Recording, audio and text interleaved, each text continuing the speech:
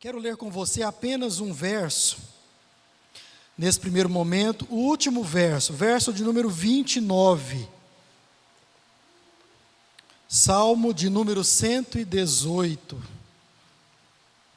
Apenas o verso 29. Eu farei uma primeira leitura, logo após eu gostaria de ler com todos os irmãos em uma só voz. Enquanto você procura, nós iremos meditar sobre Jesus, o nosso louvor e nossa salvação. Esse é o tema da nossa reflexão dessa noite. Como o pastor acabou de dizer, a última mensagem sobre o Natal, Salmos de Natal, é a série que nós estamos refletindo desde o último domingo do mês passado, do mês de novembro. Nós encerramos hoje essas meditações. Todos acharam? Amém? Então eu vou ler uma primeira vez, depois gostaria de ler com toda a igreja. Diz assim, verso 29: Deem graças ao Senhor, porque Ele é bom, e o seu amor dura para sempre. Vamos lá, irmãos, todos em uma só voz? Deem graças ao Senhor, porque Ele é bom, e o seu amor dura para sempre. Vamos orar? Senhor nosso Deus e nosso Pai, te bendizemos pela leitura da Tua palavra. Pedimos ao Espírito Santo do Senhor que fale aos nossos corações nesta hora. Ó Deus, nos livre de tudo aquilo que possa impedir de ouvirmos a Tua voz através da reflexão, da pregação, da exposição da Tua palavra. Nós oramos e oramos no nome de Jesus. Amém e amém. Pode sentar, irmãos. Irmãos, nós estamos falando sobre o Natal. E para você que é cristão, todos nós, eu creio, aqui nessa noite, é muito comum nós ouvirmos falar nessa época sobre a celebração de um nascimento. Mas, irmãos, Natal não é apenas a celebração de um nascimento. É mais que isso, é a proclamação de uma obra eterna de Deus. Isso é Natal. Nós falamos sim sobre o nascimento de um bebê, o nascimento de um menino especial, mas ao falar desse nascimento, nós estamos falando de uma obra redentora, uma obra grandiosa, do Deus Todo-Poderoso, Criador do céu e da terra. E quando nós olhamos então para o Salmo 118, é verdade, talvez você já ouviu falar que esse Salmo é sobre a Páscoa, e sim, esse Salmo é sobre a Páscoa, mas mais que isso, esse salmo é a respeito de Jesus. Quando nós olhamos, abrimos a palavra de Deus nesse salmo, nós não associamos ele de forma imediata ao Natal. Mas, irmãos, é justamente aqui nesse salmo que nós somos conduzidos ao coração, ao cerne, ao ápice do significado dessa festa, desse dia, dessa data tão significativa para mim e para você. Nós que somos filhos do nosso Deus. Diz o salmista, logo no verso 1 e também no verso último, que nós lemos aqui nessa noite: Dai graças ao Senhor, porque Ele é bom, porque o seu amor ou a sua misericórdia dura para sempre.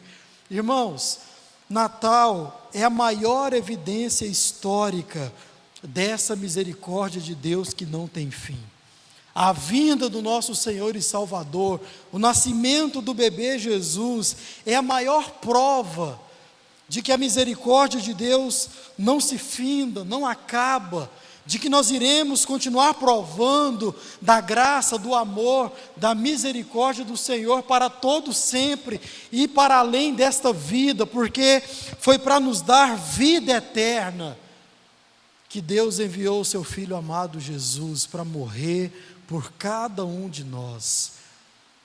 Esse salmo fala sobre as misericórdias de Deus, sobre o amor de Deus pelas nossas vidas. Então, Natal é Deus na história humana.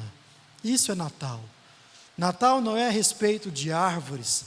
Natal não é a respeito de um velhinho, e agora, no mundo moderno, de uma velhinha de barba branca. Não. Natal é sobre Deus entrando na história do ser humano, Deus entrando na história de pecado do ser humano.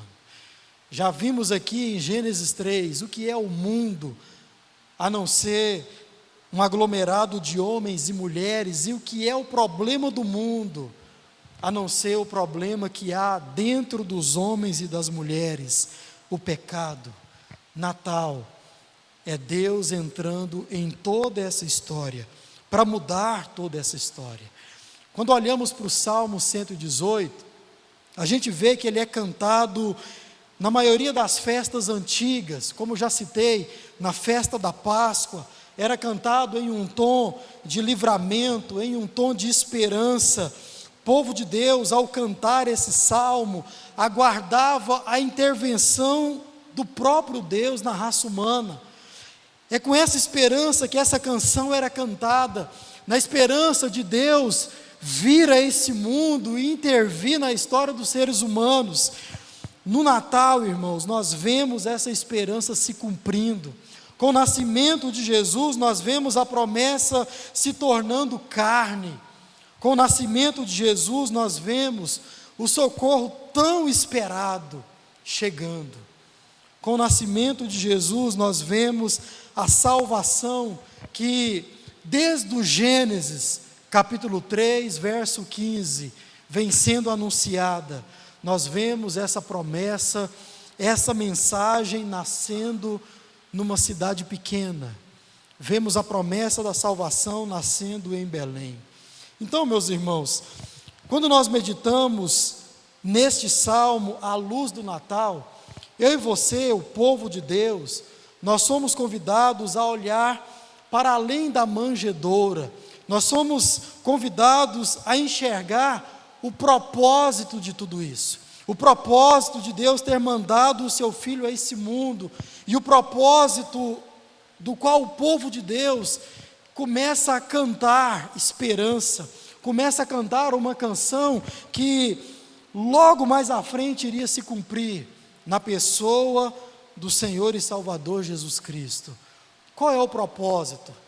Deus cumprindo sua promessa, Deus revelando sua graça, Deus oferecendo salvação por meio do seu único Filho. Isso é Natal, irmãos. O Natal é o início visível que esse salmo nos traz. É a história antiga desse salmo, anunciada em louvor, em alegria, em adoração ao nome do Deus vivo, aquele que mandou o seu Filho para nascer, morrer, ressuscitar e depois voltar para buscar o seu povo. Essa é a mensagem do Natal. É sobre tudo isso que nós cantamos aqui, e é sobre tudo isso que nós continuaremos a cantar, enquanto aqui estivermos, e a cada ano que passarmos aqui, celebrando o Natal, celebrando o nascimento do nosso Deus. A história que teve início lá atrás, a história que o povo de Deus cantava lá atrás, na esperança de que isso um dia iria acontecer.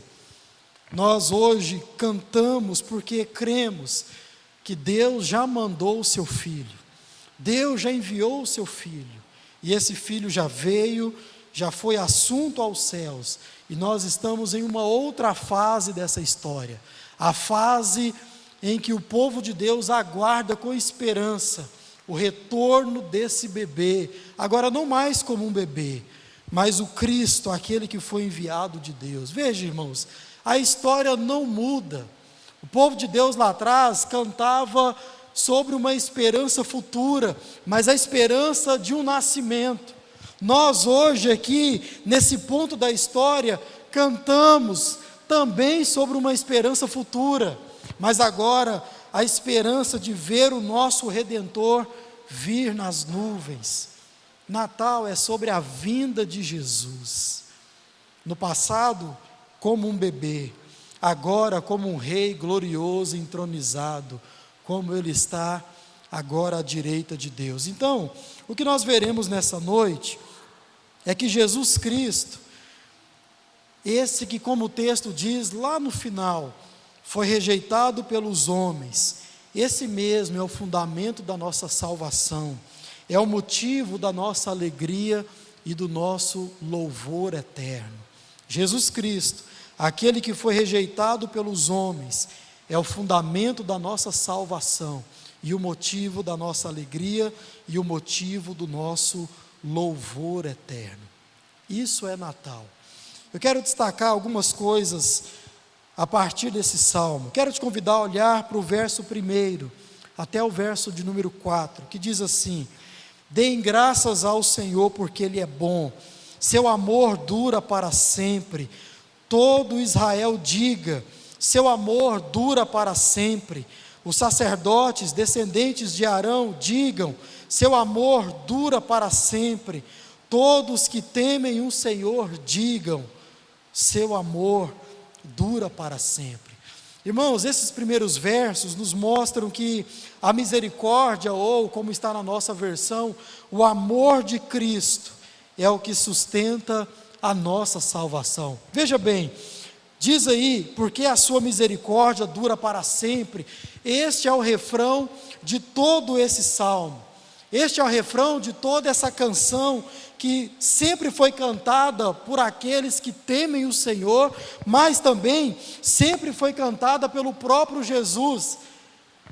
Esse salmo de número 118, ele foi cantado pelo próprio Jesus em Marcos. Jesus, celebrando a ceia do Senhor, diz ali que após ter ceado, ele cantou um hino.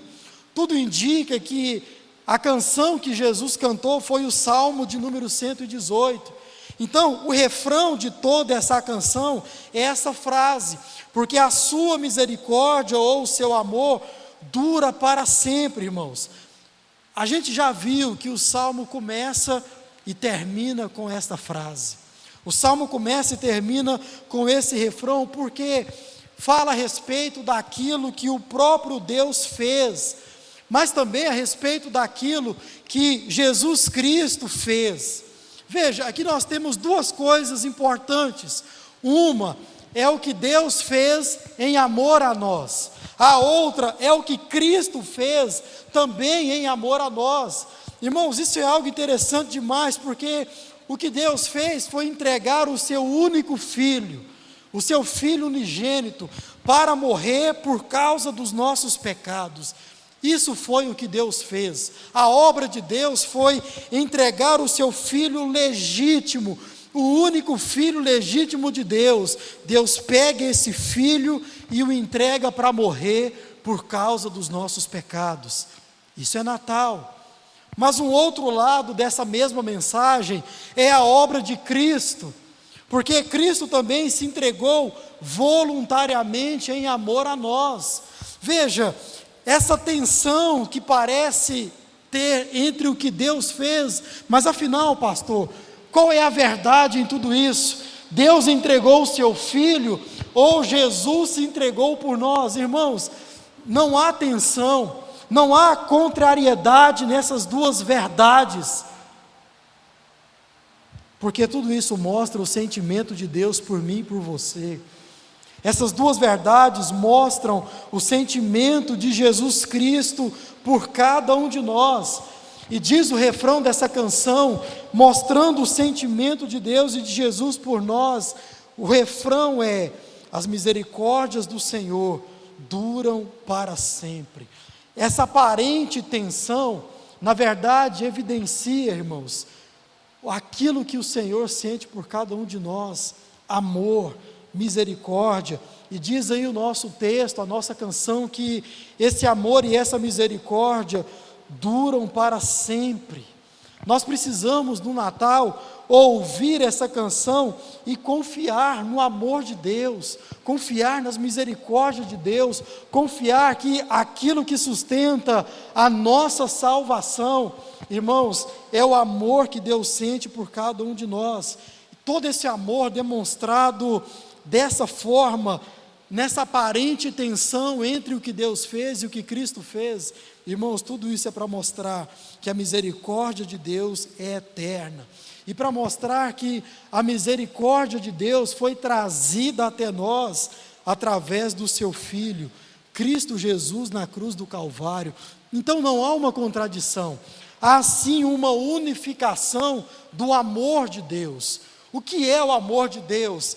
Deus entregando o seu Filho para morrer e o Filho de Deus se entregando de forma voluntária. O que é isso? É as misericórdias de Deus. é o amor de Deus sobre as nossas vidas, porque tudo isso se cumpre em Jesus. Jesus se entregando, Jesus se doando por amor em nós. Então, foi porque Cristo nasceu para a nossa vida terrena, que eu e você, meus irmãos, nós podemos ter o privilégio de nascer também para a vida eterna que há em Cristo Jesus. Só porque Jesus nasceu e nos deu vida, como vai dizer Efésios capítulo 2, que eu e você nós podemos nascer para a vida que há em Jesus. E diz o nosso texto, essa vida é eterna. Isso é Natal. Então, já que a nossa fé e a nossa salvação não são sustentadas por circunstâncias ou pela força do nosso braço, por nada que há aqui nessa terra, mas sim no amor e na misericórdia do nosso Deus em Cristo, o que nós temos a fazer é cantar esta canção de ação de graças ao Senhor. Devemos render louvores ao nosso Deus, porque, como diz a canção, o amor e a misericórdia do Senhor duram para sempre. E é isso que nós temos como garantia, que sustenta a nossa vida eterna, que sustenta a nossa salvação. Olha para o verso 5, até o verso de número 13. Vamos ver agora a aflição do Messias e a confiança no Senhor Deus. Verso 5, a palavra de Deus diz: em minha angústia orei ao Senhor. O Senhor me enviou, me ouviu e me livrou. O Senhor está comigo, portanto não temerei. O que me pode fazer os simples mortais? Sim, o Senhor está comigo e Ele me ajudará. Olharei com triunfo para os que me odeiam. É melhor refugiar-se no Senhor que confiar em pessoas. É melhor refugiar-se no Senhor que confiar em príncipes.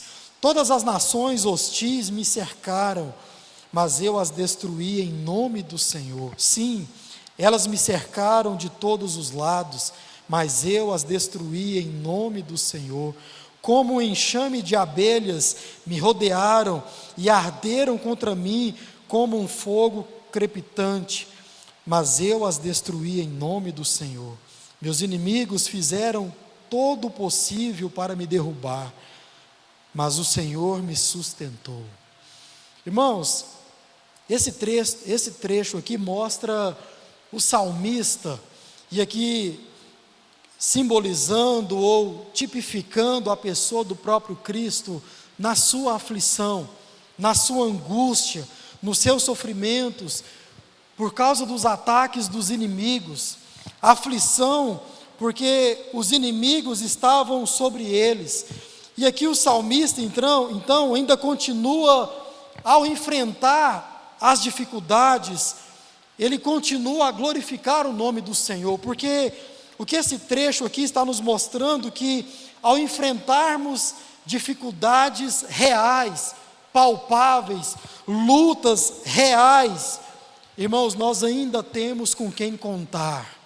O Natal é a mensagem que traz esperança de que há alguém zelando e velando pelas nossas vidas, ainda mais pelas nossas vidas eternas, pela salvação eterna, está velando por aquilo que o inimigo não pode tocar, nem o inimigo terreno, quanto mais o inimigo das nossas almas, que é a nossa vida eterna. Então, o salmista lembra de todas as vezes que ele passou por dificuldade.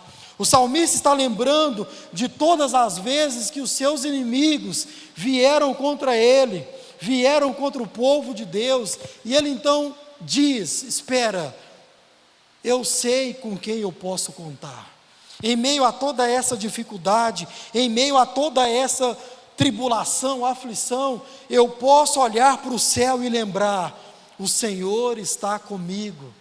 Então, irmãos, aqui ele continua expressando a sua alegria no amor e na misericórdia de Deus, mas agora lembrando que Deus sempre esteve provendo, Deus sempre esteve lembrando dele, como nós vimos aqui que o Senhor se lembra dos seus, o Senhor olha e se lembra dos seus e sustenta os seus, até no momento desse de angústia, num momento como esse de dificuldade. Veja, aí no verso 6 o salmista deixa claro que não há o que temer, não há o que temer, não apenas entre os seus inimigos diretos ali, não há o que temer, mas também o salmista diz no verso 6 em diante, que não há o que temer no mundo inteiro, não há o que temer no mundo inteiro, porque o Senhor sempre foi com ele.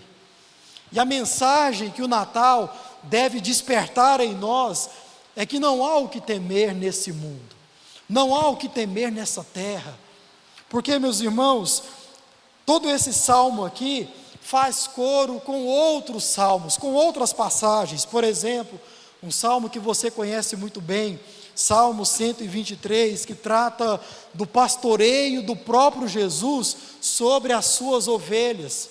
E dentro desse pastoreio, diz o Salmo no verso 4, ainda que andemos pelo vale da sombra da morte, não temeremos, porque Deus está conosco. Essa é a confiança, essa é a segurança que nós temos no nosso Senhor, Ele está conosco, por isso nós não tememos mal algum. Também faz coro com o Salmo 56, o verso 4, que diz a mesma coisa que o Salmo 118, diz, confio em Deus e não temerei, confio em Deus e não temerei, e ele continua, o que me podem fazer os simples mortais? Irmãos, o que o Natal traz como mensagem, é de que a nossa confiança nas promessas do Senhor, de que Ele é o nosso refúgio, Ele é o nosso amparo, o Senhor é o nosso lugar seguro, o Senhor é aquele em que nós podemos nos refugiar. Essa mensagem, ela é real, essa mensagem é verdadeira. O Natal vem para nos lembrar de tudo isso. Quantas vezes nós podemos trazer à nossa memória e lembrar que nós passamos por lutas, dificuldades, fomos atacados injustamente, mas, irmãos, nós estamos aqui hoje, nós estamos de pé, porque, como vai dizer o próprio salmista, lembrando do seu passado, lembrando dos inimigos, veja, nada disso deve causar temor a nós, porque a confiança é de que a promessa de que Deus está conosco, ela é real, ela se cumpre nas nossas vidas. Não é só o salmista que passou por isso e lembrou da promessa do Senhor, não é apenas eu e você que passamos por dificuldades e lembramos da promessa do Senhor, o próprio Jesus, na sua angústia, em sendo cercado pelos seus inimigos, rejeitado pelos seus, veja, o próprio Jesus no seu momento de aflição, ele confiou plenamente no Pai. Quando Jesus, ele disse aquelas palavras, Senhor, o que eu quero é isso, mas seja feito a sua vontade. Jesus estava lembrando da promessa de Deus, de que o Senhor jamais abandona os seus filhos. Jesus era filho de Deus, como dissemos aqui, o único filho legítimo de Deus. Jesus confiou na promessa de Deus, e Jesus então acreditou, creu, lembrou de que Deus iria o sustentar, de que aquela luta, aquela provação não era maior do que Jesus poderia suportar. Jesus morreu, irmão, sim. Diz Romanos capítulo 6, que Cristo morreu e foi sepultado para o pecado, por causa do pecado, por causa de todo esse relacionamento entre os seres humanos e o pecado. Cristo morreu, mas a morte, a cruz, não foram o fim de Jesus. Cristo foi ressuscitado pelo próprio Deus, e nós precisamos ter essa mesma segurança, de que as nossas vidas estão guardadas no Senhor.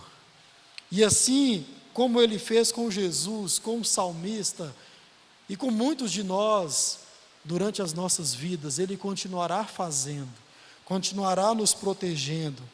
Veja, por mais que nós possamos ser atacados, por mais que possam mexer, atacar o nosso corpo, e até podem tirar as nossas vidas, mas irmãos, uma coisa está assegurado nas mãos do Senhor, que é a nossa vida eterna.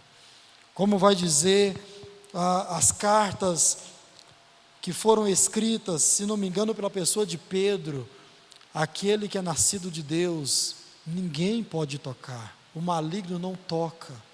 Podem tocar no nosso corpo, podem fazer mal para o nosso corpo, mas a nossa vida está segura no Senhor.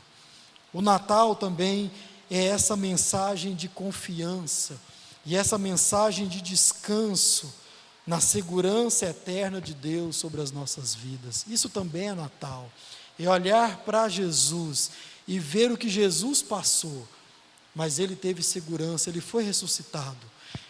Puderam tocar no corpo de Jesus, assim como podem tocar no meu corpo, no seu corpo, mas a vida eterna, isso ninguém pode tirar de nós. Isso também é Natal. Então foi para gerar e trazer essa segurança que Jesus veio a esse mundo, que Jesus nasceu. Foi para gerar essa segurança de que no momento da aflição, por pior que ela seja, a nossa vida está assegurada nas mãos do Senhor. Isso é Natal. Olhe para o verso 14 ao verso 18. Diz esses textos aí que a vitória produz vida. A vitória de Cristo na cruz produz vida. Verso 14: o Senhor é minha força e meu cântico, Ele é a minha salvação.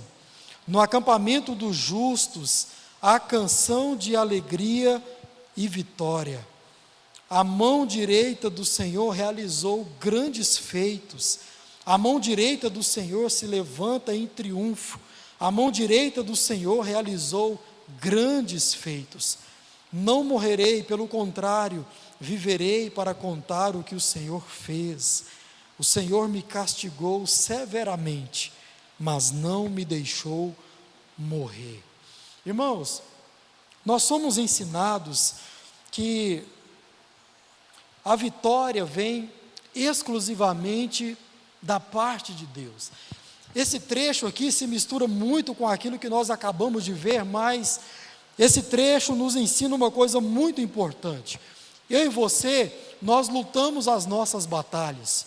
Eu e você, nós temos as nossas tribulações.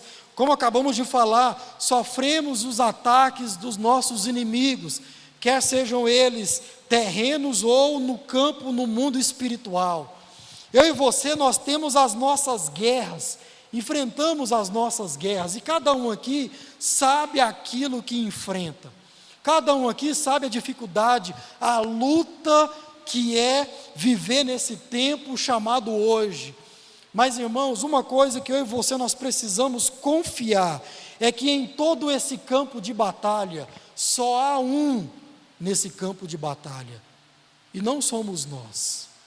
Não é eu e você que estamos no campo de batalha, lutando contra os nossos inimigos, é o próprio Deus.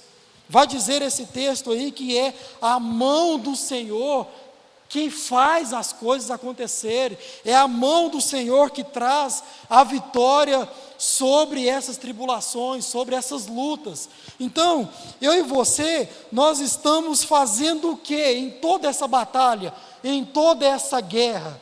Irmãos, nós estamos descansando na mão do Senhor.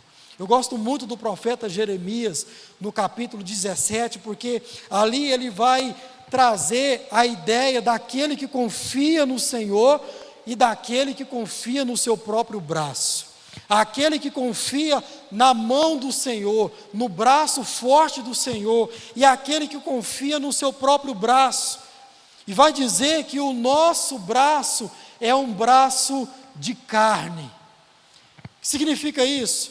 Eu sou açougueiro de profissão, 9 anos trabalhando no açougue, e eu sei muito bem o que é uma carne sem osso, e o que é muito bem uma carne com osso. Quantos aqui já comeram carne de pescoço? Levanta a mão. A maioria. Juninho nem sabe o que é isso. Se você for no açougue, vai estar escrito hoje, acém com osso. Não é acém, tá bom? É pescoço. É a carne mais rígida que há em um quarto de boi. É a carne mais firme, porque também é a carne que tem mais osso.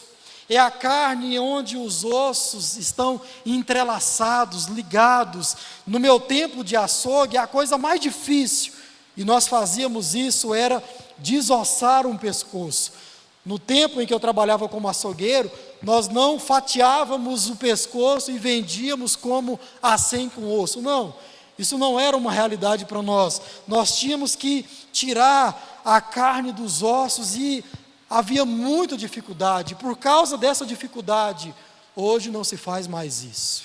Tira o pescoço, vai na fita e serra o pescoço e vende para você hoje como acém com osso. E vende até mais caro por causa disso. Mas ainda continua sendo a carne mais dura.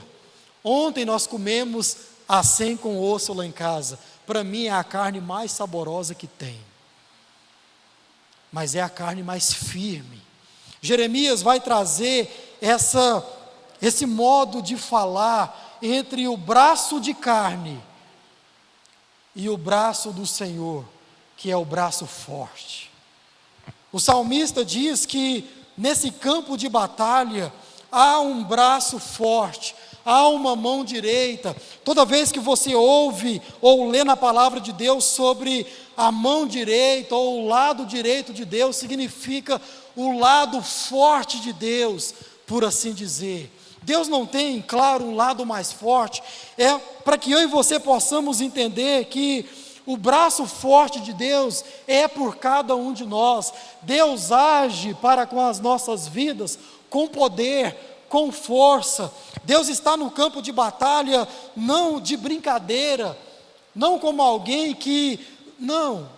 O braço forte do Senhor é quem faz as coisas acontecerem. Então, meus irmãos, o Natal também fala dessa nossa fraqueza e dessa nossa ineficácia em conseguirmos nos manter de pé. Não. Diz a palavra de Deus, cantamos aqui, já lemos aqui, é por causa das misericórdias de Deus que nós estamos de pé até agora. É por causa do braço de Deus que nos sustenta, que nos dá vida e que vence as batalhas por nós, sejam elas terrenas e também no mundo espiritual. Mas é o Senhor quem faz, é a mão de Deus quem faz. Então, não importa o que nós passamos, se é fruto dos ataques dos nossos inimigos, ou como diz o nosso texto, no finalzinho desse trecho, se é a disciplina de Deus sobre as nossas vidas. Não importa, porque nós também sofremos por causa das disciplinas do Senhor. Mas o que esse texto quer nos mostrar é que Deus está com sua mão guardando as nossas vidas. E meus irmãos, se com uma mão Deus nos corrige, com a outra mão Deus nos livra da punição mais severa e da punição que gera morte. Nós só estamos de pé por causa do nosso Deus. Cristo também passou por isso. Cristo sofreu injustiça dos inimigos, e Cristo também sofreu por causa da ira de Deus na morte, na cruz do Calvário. Ali era a ira de Deus sobre o nosso Senhor Jesus, e houve sofrimento, houve angústia, mas irmãos, como já falamos, nada disso foi o fim, nem de Jesus, nem do povo de Deus. A ressurreição confirmou a vitória definitiva. A ressurreição de Cristo Jesus é o que nos garante essa vida, é o que nos garante essa alegria, é o que nos garante ficar de pé. A nossa esperança, e todas as vezes, irmãos, que você ouve na palavra de Deus a palavra esperança, a Bíblia está falando da esperança futura, da esperança vindoura. Vai dizer o apóstolo Paulo: se em Cristo nós esperamos apenas para esta vida, somos os mais miseráveis de todos os homens. A nossa esperança de vida não é aqui, porque essa vida pode se acabar daqui a pouco, nós não sabemos. Mas a nossa esperança de vida é a vida eterna. Então, o que esse trecho faz é nos animar, porque o que estamos comemorando aqui hoje, com a palavra, com a mensagem do Natal, é o símbolo, irmão, de que o sofrimento, por mais dolorido que seja, por mais pesado e angustiante que seja, não define o fim da nossa história. Não define. Muitos de vocês passaram por lutas e sofrimentos horríveis, angustiantes. Qual é a mensagem do Natal? Esse sofrimento não é o fim. Há uma vitória, há uma vida, há uma garantia de vida eterna. Essa é a mensagem do Natal. Continuando, verso 19 até o verso 21. Olha para a sua Bíblia, diz assim a palavra de Deus: abram para mim as portas por onde entram os justos. Entrarei e darei graças ao Senhor.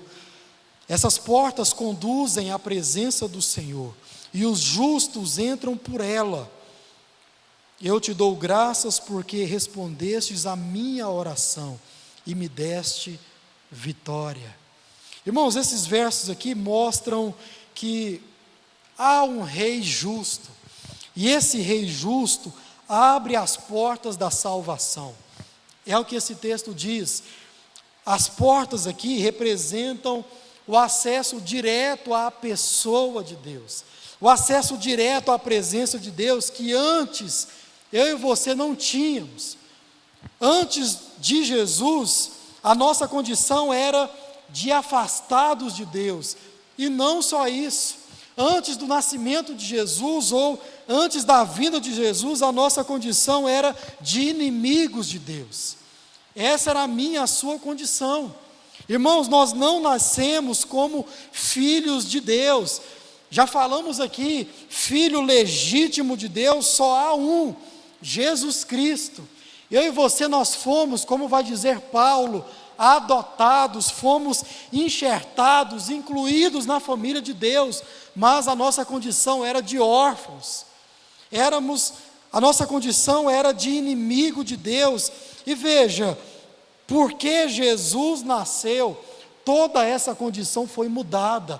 Há agora uma nova possibilidade, há agora uma nova verdade, há agora uma nova esperança para aqueles que recebem Cristo Jesus como seu Senhor e Salvador.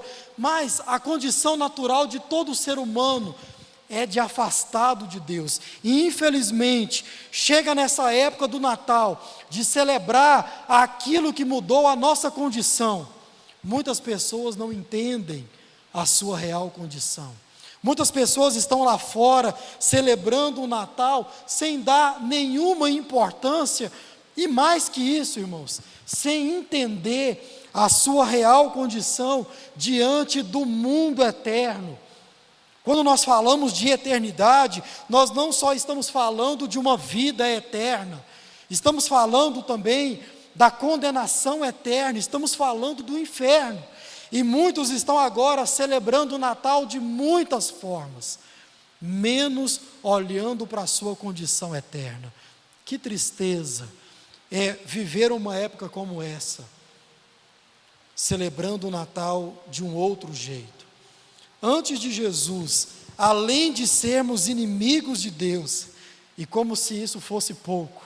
Mas, irmãos, nós também vivíamos sem esperança alguma.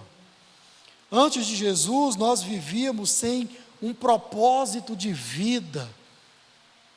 Porque, meus irmãos, nós estávamos perdidos, condenados, éramos alvos da ira do Senhor. Mas agora, com o Natal, tudo isso mudou. E glória a Deus por isso. Com o Natal, a esperança voltou. Com o Natal, um propósito de vida foi trazido a nós. Antes nós vivíamos a nossa vida sem nenhum propósito. É por isso que muitos vivem a sua vida procurando um propósito sobre o qual viver. Acham que vão encontrar esse propósito em muitas coisas: família, filho, casamento, trabalho, status, fama, dinheiro. E o curioso é que quando muitos alcançam isso não é o suficiente, porque a vida não se trata de nada disso. O propósito de vida de todo ser humano é viver a sua vida para a glória de Deus. Quando é que nós entendemos isso? Quando nós entendemos que o Filho de Deus veio a esse mundo como um bebê, foi morto, mas foi também ressuscitado, e está agora à direita de Deus, esperando a sua vinda. É só quando nós entendemos isso, irmãos, que nós entendemos qual é o sentido da nossa vida. Nossa condição de condenados foi mudada para justificados. Nossa condição de inimigos, como vai dizer o próprio Jesus nos evangelhos, foi mudada para amigos de Deus. Nossa condição de criatura foi mudada para filhos, de escravos para livres. Essa é a mensagem do Natal.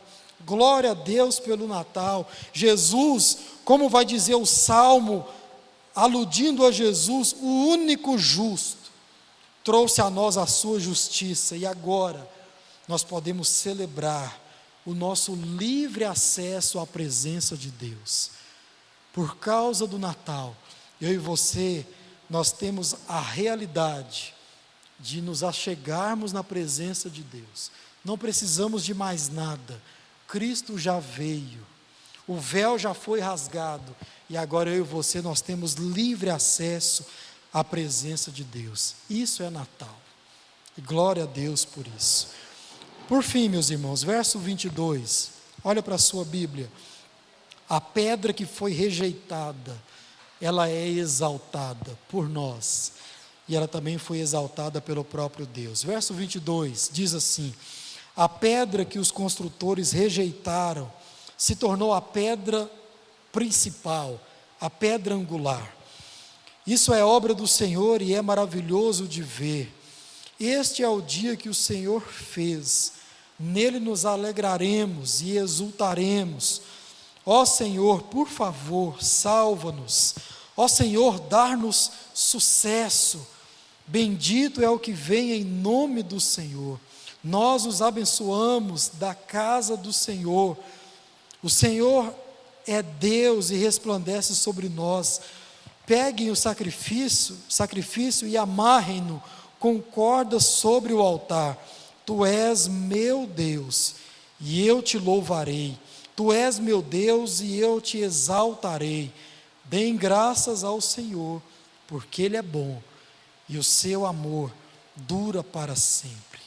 Meus irmãos, os líderes judeus, o povo da primeira aliança rejeitou aquilo que Deus tinha para eles, que era Jesus, era a salvação. Nosso Salvador veio, mas como diz esse texto, muitos disseram não. Deus veio para o seu povo, mas o seu povo rejeitou na pessoa de Cristo Jesus. E eles disseram não à coisa mais importante de suas vidas, a sua salvação, a vida eterna juntamente com Deus.